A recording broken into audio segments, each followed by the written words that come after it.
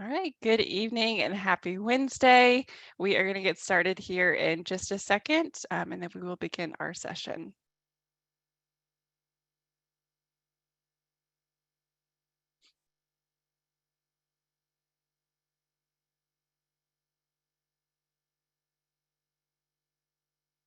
All right. Well, while everyone is trickling in, I want to be the first to welcome you this evening to our UL9 Master of Science and Finance information session. We are thrilled to be able to have you here and definitely want to say a huge thank you for spending your evening with us. I know many of you are just now getting off work and tuning in. If you're on the West Coast, you might be joining us for late lunch. So again, we appreciate your time and hope that this session is valuable and you're able just to learn a little bit more about what we have to offer our UL9 students. So with that being said, before we get started, I do want to cover a few housekeeping items. To start, my name is Liz Coleman. I am one of our senior enrollment advisors here. And so I do work with our MSF students. So would love to connect with you on a more personal and intentional basis should you choose to apply after the program. On that note, this session is going to be about 45 minutes. Again, we understand that your schedules are very busy. We appreciate your time and definitely want to be courteous to that. If for any reason you have to leave or head out early, you will definitely get a recording of this session so that you can catch up on anything that you might have missed. In addition, if you're jumping on late, that will be sent to you as well. We are going to cover a lot of content today, specifically with one of our professors as well as a current student. So we definitely want to make sure we're covering content that is specific towards the program. So a lot of information about the courses, what it's like as an actual UL9 student in the program. So if you have specifically enrollment questions about the application, financial aid, definitely feel free to contact an enrollment advisor. But if there is a question that you do want to ask our panelists, be sure to utilize that Q&A feature at the bottom of your screen. And we would love to get those questions answered for you. With that being said, I want to turn it over to our special guest. I'm joined today by Professor Andrew Neal, as well as current student Zalante. So guys, thank you so much for joining us today. Professor, I will start with you. If you will just share a little bit about your role with the university, what brought you to the U, and then Zalante, if you will do the same, and then we'll dive into our questions. Thank you, Elizabeth. Hello, welcome everyone. My name is Indranil Chakravarti. It's a long and complicated name. I am an associate professor of finance here at University of Miami. I graduated from Wharton in 2010. Before that, I worked at Citadel, which is a hedge fund, which is now moving to Miami. And before that, I was also a master's student at MIT. And so I have a computer science and finance background. At University of Miami, I have been here since 2015, and I teach in the U Online program and also in the regular program for executive MBAs for Master of Science in Finance students in online and offline, and PhD students. One thing I would like to point out, the classes that I teach are based upon my past experience as in Wall Street and also based upon my research. So this is the best information that we can provide, and I think this is cutting edge information that we try to provide to every student. Perfect. Thank you so much. And Zalante, I'll turn it over to you. Zalante Hillary.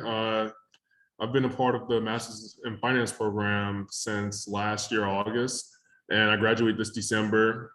Right now, I'm working for the Florida Panthers as a junior accounting analyst, and I gotta say, I am ready to graduate. It takes a lot of work and a lot of planning in order to make this happen. So yeah, if you have any questions, throw them at me. Absolutely. Well, again, I know you're both busy, Professor. We were talking about how you have a class right after this, and Zalante, you're very busy. So I sincerely appreciate your time, and I know you both have such valuable insight to share with our attendees. And on that note, I mean, see, we have a lot that are joining us today. So if you will, give us a high five, an emoji, whatever you'd like, let us know that you're here. But then also, if you missed that, we do have that Q&A feature at the bottom of your screen so that you can submit your questions. Professor, I will start with you. Can you talk to us a little bit about how the curriculum is designed, to specifically help students with real world applications, a little bit more about the content that is discussed in the program. Yes, so the program essentially is all, I was I was involved in the process when the program was designed. And in both of our programs, in the online and offline program, in-person program, essentially, we teach the same content. And I think in general, at the University of Miami, the Masters of Science programs, or Master of Science programs in finance are all about how can this be immediately applied in the industry. So for example, I teach alternative investments, and I teach that to professionals who are already working in banks at executive positions. And the same content I also teach in the online program and also to the persons who are taking the class in person.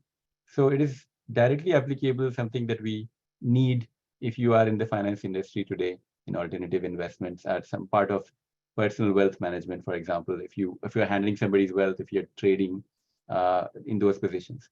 A different class that I teach is about quant finance and market microstructure, where also Fin 618, where we talk about how traders trade, right? So that's also a directly Wall Street experience, how to think about how high frequency trading happens, how all of these interactions between finance professionals happen. So these are directly applicable classes. We make sure that there's theory there, but it's all about immediate skill application. Finance is a professional degree. It's not an academic degree for the sake of not a job. So this is a degree for the sake of a job. And so we understand that. That's how we have structured the program. There are many classes in the program: corporate finance, investment. They cover the gamut. You could be interested in a position, for example, in as Zelonte is working for a corporation, right? In those positions, if you are working for a private wealth management, that's a different kind of job. If you're working as a trader, so all of these different positions that finance offers, in education in finance offers, the course curriculum makes sure that all of them are covered. There's a lot of overlap, of course. All of Zalanta needs a lot of the same things as a trader needs, but essentially there's a continuum and an overlap. So that's how the program is structured. Wonderful, thank you. And a follow-up question, if it's okay. A big question that we get is, we have a lot of students that will pursue the program, and many of them do not necessarily have a bachelor's degree or a work experience within the finance industry, but that has become a new passion. I mean, the world has changed so much. And so, especially with the economy, everyone wants to be able to, further that passion. Is that something that's going to hinder someone as they pursue the program, or would they be able to, easily step into the program? So finance is a graduate degree, right? I mean, it is a degree that one should take at the graduate level. Of course, there are people who take undergrad finance, but finance exists most of the time in most places as a graduate degree. I did not have any finance background before showing up for a PhD in finance. So it is very standard for people to show up from a variety of fields. That is expected. It's an open field. Rarely are people there who have a finance undergrad and doing a finance master's. It is rare. In fact, that is rare, right? So it is a pretty standard thing. What is necessary, as Ronte will probably tell more about, is a lot of hard work, right? It is not an easy degree. It is not, you're not doing it just to have fun, right? You're doing it because you want to invest in yourself to improve your career. So bring that enthusiasm to the table, and you will learn a lot and you can benefit a lot. That's important. Mm-hmm. Absolutely. Thank you. And Zalanta, I want to turn it over to you. As we all know, online education is probably the most popular that has ever been in any of our lifetimes, especially post-pandemic or while we're still in it in a way. So what was it about the University of Miami's U Online program that attracted you to it? And, what advice would you give to someone as they're currently in their search for a program of what, the questions that they should be asking? So my situation is a little different from everyone else's. Like, I had my undergrad with the University of Miami, in sports administration. And I also was a student athlete. So around that time, around my senior year as a student athlete, I started thinking about what sector of sports did I want to work in, and finance was just so attractive to me. So I decided to pursue a career in finance by enrolling to the MSF program, and I gotta say, like around that time, I still had responsibilities on the field. Like we would have a game and I would have a quiz that was due the night before. And as my teammates can tell you that I stayed up a lot, a lot of games, like until the wee hours in the morning before game day, completing assignments because it's that heavy and it takes a lot of work, studying, and just a lot of motivation to really like get this done. Like you really have to be intentional about what you're doing, and also you have to have a plan for after this because you're going to always refer to that goal whenever things get tough. At least for me, because like Indranil, before I got into the Master's in Finance program, my background had nothing to do with finance. So first class, I was completely new to this. I had to learn the basis of finance within that 7-week period in order for me to move on and get to where I am now. I had to understand it at a level of an undergraduate within 7 weeks. So it definitely takes a lot of time and a lot of effort to pull off, but I definitely think it's doable. And like I said, like if you don't have a background in finance, I think you can get it done. Awesome. Thank you so much. And that's really encouraging because again, that's a very common question that we get. And, one of the things I really do appreciate about the program is their willingness to accept students that that's their passion, but it may not necessarily be their background. I think everyone should have permission to change the trajectory of their career. And so it's really encouraging to know that our faculty are able to, accept students and help them, set up their success in the program. But Zonte, like you just said, it's going to be hard. So you got to remember what your why is. So thank you so much for sharing that. And Zonte, I do actually want to stick with you for a second. Kind of going off of the fact that you were a student athlete, now you're working, while you're in the program. Can you talk to us a little bit about the flexibility of the program, how to make it work, being busy, what it looks like on a day-to-day or a week-to-week basis in the classroom? So it does take exceptional time management skills. And that's something I was struggling with around the time I was playing football up until most recently, like a couple of months ago. Like you continue to find ways to adapt to the criteria that has to be met in order to get it done. So like for me, I've created a schedule to where I wake up and do a little in the morning, and then at work, I have a very flexible job. So they allow me to take some time to get some of my work in during my lunch break or something of that matter. And then afterwards, when I get home, it's back to it. Like I do this all day, but it's like, for me, from my situation, I have to, in order for me to understand it at a high level, I have to put in this amount of work. It might be other people that may catch on a lot quicker than I will, but for me, myself, it takes a lot. Like I have to really immerse myself into the content to really understand it to the level that I'm aiming for.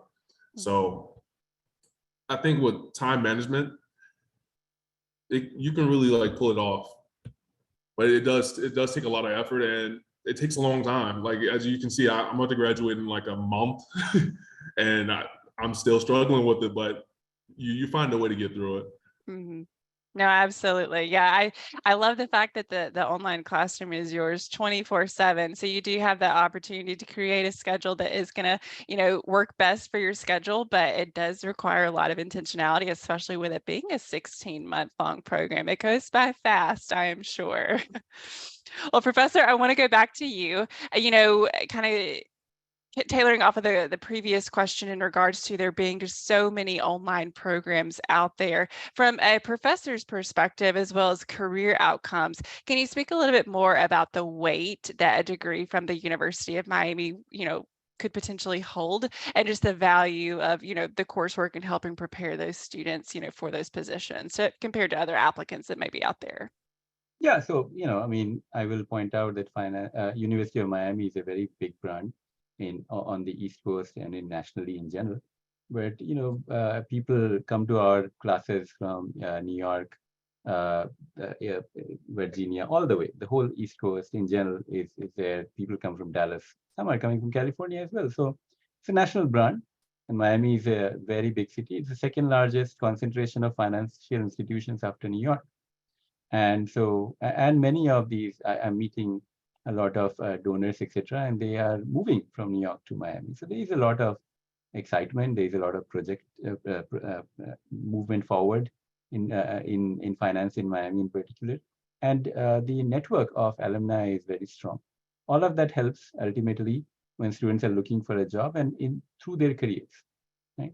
And so I would say that it's a good investment to invest in the U. And there's only one U, which is I was surprised by that. I have also been in other institutions like MIT and Wharton and SMU, Southern Methodist University. I've never heard anybody claim that they are the U, right? Right. Because everything is a place is a university as well.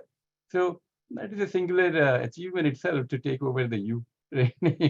Right. So there's a strong brand here and a strong connection in finance and across the university. And I think this will help students when they choose University of Miami. On top of that, in the MSF program, as I was saying before, the classes are focused on providing skills that are immediately applicable. And we keep updating them. I keep updating videos. I do that all the time. I give out my cell phone number so people interact with me beyond the classroom. And these kind of interactions continue hopefully all through our lives. So I think all of us really want to make sure that the quality of education is high, that students get a good job. I know that the faculty members I've talked to, we always discuss, oh, who got a job where and all of that. That is important for why are we in academia? We want to make sure that people do well, right? I mean, otherwise, it's not the right field if you don't care about the student's outcome. So I think we put effort, and with the effort of the students, I think we can achieve a lot. No, I appreciate you saying that. I know that, being an outsider coming into the U, I had this, I guess, mindset of what the faculty-student relationship would be like, given that it is a larger university. But then when I discovered that it was a private school, that definitely changed the game. And then when you meet the faculty and you hear from, current students and alumni about the connections and, opportunities that the faculty have, put in front of them, giving out their personal cell phone number, being accessible to them and just being very intentional. It definitely, I think, sets this program apart compared to others where they are more of a person, not just a number. And that I'm sure it definitely plays a role when it comes to networking. So thank you so much for sharing that. And it looks like we actually have a question from Karen. Karen, hi, thanks so much for joining us.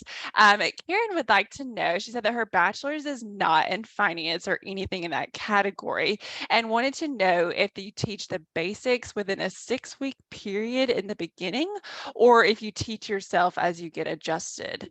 I'm assuming the basics would be maybe like basic math, given that is kind of one of the requirements that we typically like to see when it comes to acceptance. And then, of course, those basic fundamentals. Go ahead, Devin. So for the first 7 weeks, they pretty much cover everything. Like, that's why it took a lot of my time to really focus on the material, because when you're not used to seeing this material, it's a new field and they have everything laid out for you. You just have to absorb it within those 7 weeks. So to directly answer your question, yes, they do cover it. But on the other side of that, you really have to constantly do examples and really just go over the content until you understand it at the level that you're comfortable with. Great. Thank you so much for answering that. And just like Karen did, feel free to submit your questions in the Q&A feature. We definitely want to get those answered for you. This is the best opportunity to have the chance to hear directly from someone who is currently in your future shoes, we hope so, and then with a professor who you're going to be working with. So get those questions over to us. Zalante, I do want to ask you a question, kind of going off of our previous question with, networking and just different career outcomes.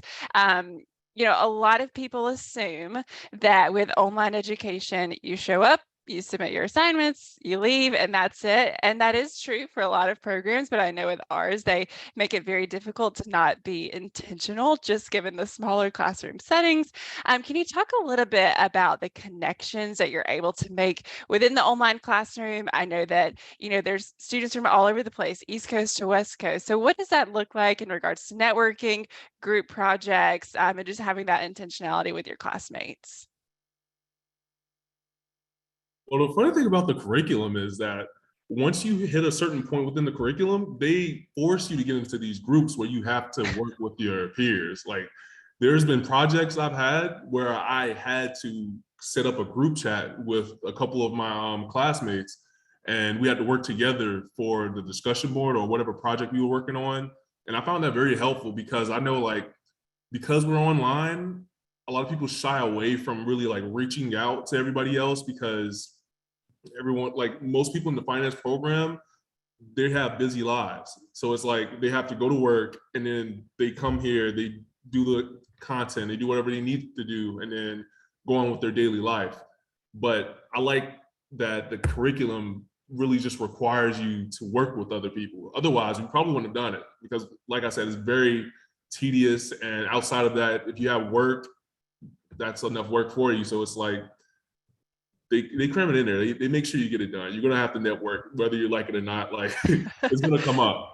Right, But I love right. it. And like the connections I built off of it, I still talk to these guys like now. Like some of the guys graduated during the summer, and I had a class with them right before they graduated, and I still keep in contact with them right now. They're working at different firms, different industries, and it definitely helps to stay in contact with them because I get a lot of industry knowledge that I wouldn't have known outside of the industry I'm in right now, which is sports. So yeah, you're definitely going to have opportunities to network. Mhm. Perfect. Thank you. Yeah, I think again, a big concern is because it's online, you're not going to have those networking opportunities like you would in person. But I would dare disagree with that and say that because you are in an online classroom with professionals from all across the world, but especially across the country, that in itself is another level of networking that you would not have an opportunity to pursue, being that it's, if it's something that's in person. So appreciate you sharing that. Looks like we have another question from an anonymous attendee saying, I currently hold a master's in accounting. My GMAT scores are ancient. We can totally all understand that given the pandemic and all the testing centers being shut down. Asking, will I need to retake in order to apply? And I can go ahead and answer this from an admissions perspective. We are actually, thanks to our faculty, have been able to waive the GRE and the GMAT requirement for our MSF program. So you do not have to worry about submitting any scores in order to apply for the program. What you will want to get in is your transcripts, your resume, and a few other documents, but no testing required. So don't let that stop you from applying. All right. So moving forward, Professor, I want to go back to you. So we've seen a lot of disruption in the finance industry over the past few years, given the pandemic. How has the program kept up with the industry, the different trends, and given our students a really strong foundation to be successful in this new world that we live in? Yeah, so as I was discussing that many of these classes keep getting updated. I mean, we keep updating our classes because of, as the trends are changing, we want to update material. So for example, as I was discussing within alternative investments, new products are showing up in the market, structured products, etc. And we want to talk about those things. In the trading environment, we discuss these new things that are happening, how traders are using high frequency trading, for example, right? So in every that's exactly the point, that's one good thing, that as we update our material in person and online, we do it at the same time. So as every year we are updating the material, sometimes a major update, sometimes a minor update. And in the office hours, we have discussions, long discussions about how the trends are changing. So as the class is structured basically for immediate application, it actually puts a higher bar in terms of keeping it fresh, which we try our best to do. And so I completely agree that as the trends are changing in the industry, the program needs to keep getting updated, which is what we do. So. Perfect. Thank you. And then I actually have one final question for both of you. And Zalante, I'll start with you. Just given that you are in the thick of it, you're getting ready to graduate, you have been in their shoes, is there any advice that you would give to these attendees, whether they're here now or they're going to listen later, as to how they can be successful in this program, or just, anything that you feel led to share with them, as you've been in their shoes very recently? Yes, actually, I'll recommend really honing in on your time management skills. And although the program is very demanding, find time to network. Because ever since I've started networking, the program gets a lot easier when you're able to share your thoughts with other people and pick their brains about it. And sometimes they explain it to you to the point where it's like, it just clicks because it's something relatable. So it definitely helps. And I wish I would have done this earlier in the program, because earlier in the program, I was kind of shy to reaching out and really connecting with all of my other classmates, because I'm assuming I'm the only one who doesn't have a background in finance. But what I found out from my project when I had to work with other people is that it's a lot of people in this program that have no financial background. Like, none of those guys were in finance. They were like, the majority of them were not in finance. I can only name on one hand, like number on one hand, the amount of guys that I knew that had a bachelor's in finance or accounting. Yeah, that's awesome. Perfect. Thank you. And the professor, same question for you, but a little different, being that these hopefully soon to be students will be joining your classroom soon. Do you have any suggestions for them on how they can be successful, in the first day of classes, or, good questions that they should be asking, as they're considering different programs?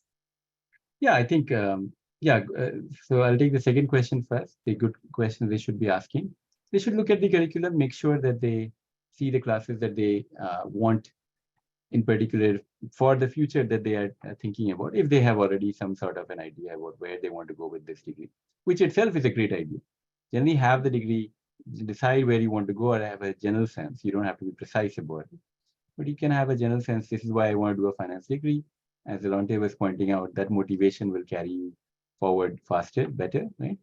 The second point is, once you see that the program is applicable, then that's a good program you could think about. And then time management and motivation remain the most important skills. And I really like the idea of, we also have these discussions where people can discuss with each other. And as Alonte was pointing out, these interactions are very important.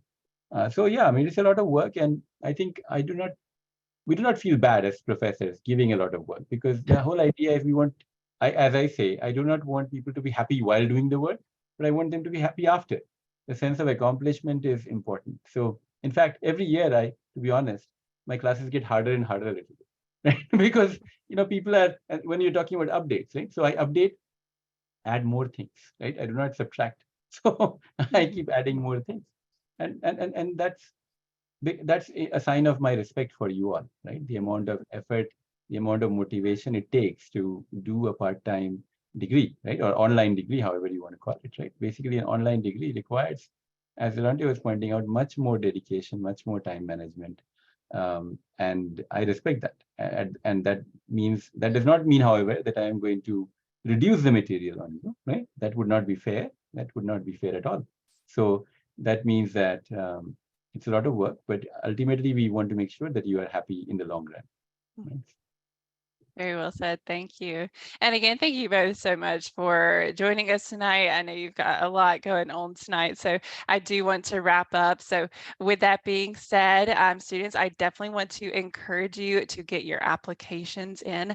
Our early admissions deadline is Monday. So we just have, 5 days from now to get that application in. It's free to apply, so you don't have to worry about any type of application fee. Again, we're just going to ask for a few items from you, a few letters recommendation. All of it's done through your application portal, so it should be a breeze for you. And in addition to that, because we wanted to say thank you for joining us, because you did attend tonight, you are going to qualify for our $300 deposit waiver. So that way, if you want to apply, you're admitted, and you want to accept your offer, it's one less thing you have to worry about. Spend that money on Christmas presents, not on your deposit. Again, make sure you're getting your applications in as soon as you possibly can. And, kind of going back to the intentionality of the program, those spots are limited and are offered on a first come, first serve basis. So there's no guarantee after that early deadline that a spot would be available. So it's always going to be in your benefit to get it in early. Of course, if you have any questions, regarding the program, the application requirements, scholarships, financial aid, let us know. You'll see the number on the screen to contact an enrollment advisor like myself. You can also chat us if that's easier too. And then of course, email is always an option. There is our link to apply. But with that, again, thank you so much, gentlemen, for being here today. Those who are joining us, thank you for your time as well, and hope everyone has a great evening. Thanks so much. Thank you. Thank you for having me. Absolutely. Have a good night. Bye-bye.